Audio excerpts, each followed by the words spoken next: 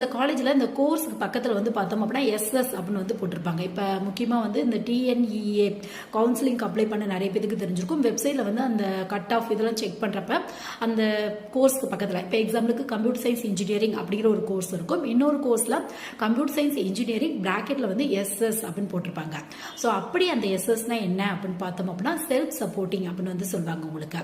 So self supporting அப்படின்னா என்ன அப்படின்னு பார்த்தோம் அப்படின்னா, அதாவது அந்த காலேஜில் வந்து பார்த்தோம் அப்படின்னா அந்த ஸ்டாஃபுக்கு சேலரி எல்லாமே வந்து உங்கள் ஃபீஸ்லேருந்து தான் வந்து கொடுப்பாங்க. உங்களுக்கு கவர்மெண்ட்டோட ஃபண்ட்லேருந்து கொடுக்க மாட்டோம் அப்படிங்கிறத வந்து மென்ஷன் பண்ணியிருப்பாங்க உங்களுக்கு. ஸோ நார்மலாக வந்து ஒரு கவர்மெண்ட் ஃபண்டடில் அந்த கோர்ஸ் படிக்கிறதுக்கும் இந்த எஸ்எஸ்ல படிக்கிறதுக்கும் என்ன டிஃப்ரென்ஸ் அப்படின்னு கேட்டிங்க அப்படின்னா பெரிய அளவு டிஃப்ரென்ஸ்லாம் இல்லை உங்களுக்கு.